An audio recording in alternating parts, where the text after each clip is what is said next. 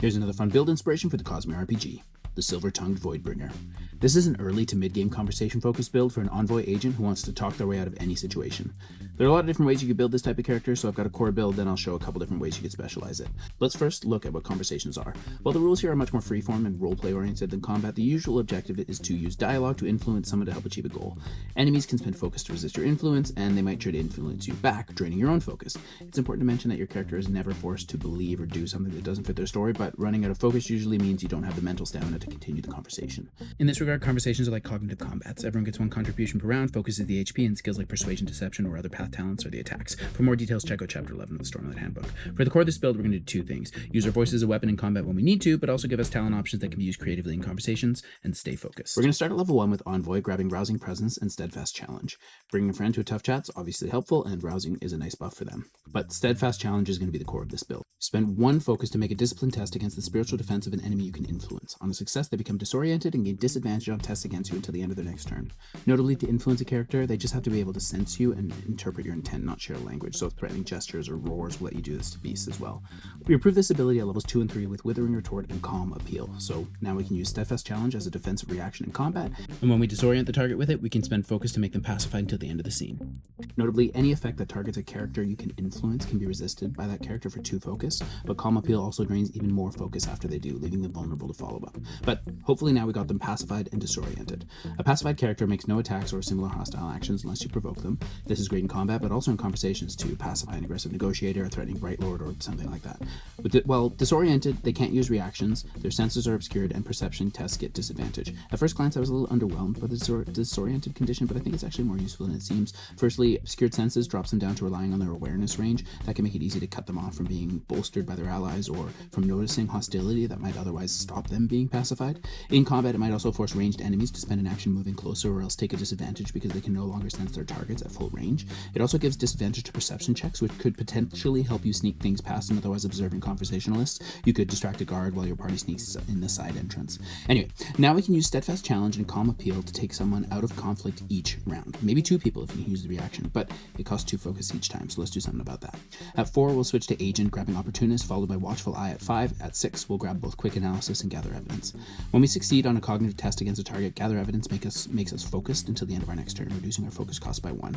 If we start a scene by using a skill or gaining advantage with a cognitive test, all our Steadfast Challenges and Calm Appeals will now be free. In subsequent turns, Calm Appeal is a cognitive test that can extend your focus buff, but we just didn't want to spend focus on the first one. Also, don't sleep on the expertise in legal codes if you're having a conversation with someone who may be skirting the law and cares about being called out. When focused, Quick Analysis can also give us some extra action economy for only 1 focus if we need it, gaining more utility if we continue down this path. So that's the core build. We're now freely pacifying targets, disorienting them and giving them disadvantage to tests against us, or forcing them to lose extra focus after resisting these effects. Make sure to max out Discipline to get the most out of Steadfast Challenge and Calm Appeal so you can talk circles around anyone.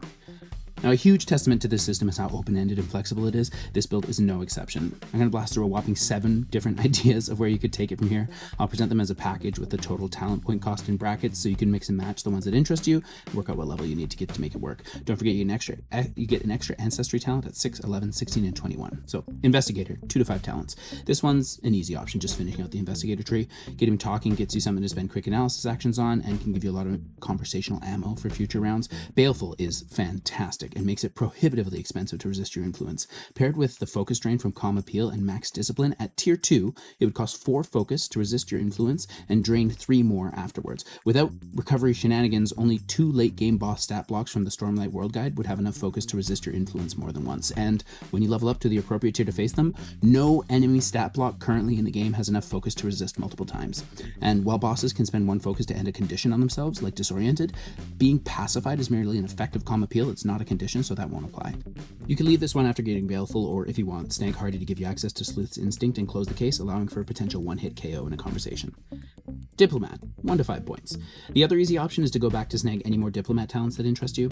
Peaceful Solution lets you end combat with the minions once you've pacified all the leaders, quite nice. Collected is a nice conversational defensive boost. Well Dressed is a nice source of advantage, but unfortunately it won't work with Steadfast Challenge. High Society Contacts offers situational advantages, and Practiced Oratory is awesome to let you burn focus to pacify multiple targets at once. Politico, 5 points. If you want to really spread rumors and sow discord, Politico is great. The key talent Decisive Command works nicely with Rousing Presence to buff your friends. Don't forget it won't cost focus when your focus from gather evidence. Cutthroat Tactics lets them use that command die to raise the stakes, which also pairs nicely with your watchful eye, which we took earlier. Rumormonger feels like the most generically useful of the several similar talents. You'll always want to find rumors, and you get a bonus to both seeking them and offensively spreading them. This tree again gives us access to the amazing Baleful talent. And lastly, Set at Odds, which I find super fun. Turn your enemies against one another. I can't help picturing pairing this with a span read and rumor mongering to send out strongly worded letters to get people to turn on one another. Slightly fighting, 4 points. If you want to get in the action a little more, pick up Envoy Mentor's Practical Demonstration and Decisive Command from the leader, followed by Combat Coordination. Now, when you hit with an attack, you can use both Rousing Presence and Handout Command Dice as free actions. Imposing Posture also guarantees Disoriented on a successful Steadfast challenge if the target's within your weapon's reach. They either get it from the challenge or from this talent if they resist. I'm not sure if it's actually good, but it's kind of a cute interaction. Warrior, 5 points. Not where you'd expect to go for a conversation-focused build, but there's some fun stuff here, especially for conversations that turn into fights. Get that anime pre-fight monologue going. Practice Kata lets you use stances in conversation and start scenes in Vigilant Stance. Unfortunately, shifting into Flame Stance will still count as your contribution for the round, but once you do, you'll have advantage on Intimidation tests. Fainting Strike lets you physically attack a foe's focus, then when they're at 0, you can finish them off with Wit's End. Singer Ancestry, 3 points. For this one, you'd need to start with the Singer Ancestry, giving you access to Nimble Form and 2 extra focus. Once you have 3 discipline, you can grab Ambitious Mind for some cognitive defense, and access to Forms of Expansion for Envoy Form, which gives you Intellect, Presence, all languages, and advantage on Insight tests into others. Great boons for a smooth talker. Botting a Void Spread does come with the downside of once per day on a complication. We need to succeed on a DC 15 Discipline test or be stunned until the end of our next turn. This is mitigated by Opportunists letting us re-roll the plot die once per scene, and us maxing out Discipline anyway. We could also completely ignore the downside by bonding a Radiant Spren. Else Caller, 2 to 4 points. Any order can be fun, but I think Else Caller offers the most for this version of a conversation-focused build. After you swear the first ideal, Else Caller's Perspicacity gives you advantage on your Withering Retorts, as well as deduction tests and tests to use transportation to peer between realms and learn people's emotions and motives. Taking Cognitive Farsight to unlock Cognitive Vision could also let you do this even better. Before we finish up, I just want to touch on a few pieces of gear. A pair of span reads will be super useful. While I don't think there are explicit rules for it, I think running a conversation through a span read exchange could be really neat, allowing you to exert your influence across great distances. Another simple fab rule you might want is an Emotion Bracelet. Spend a charge as a free action to gain advantage on an Insight test. This next one is absolutely crucial. No version of the build works without it. Get a staff.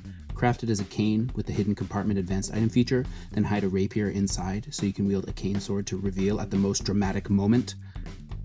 So that's my inspiration for the Silver-Tongued Voidbringer. Let me know if you got any ideas for this type of build, if I missed any must-have talents or expertises, if you caught any mistakes, or if you got any ideas for the next one.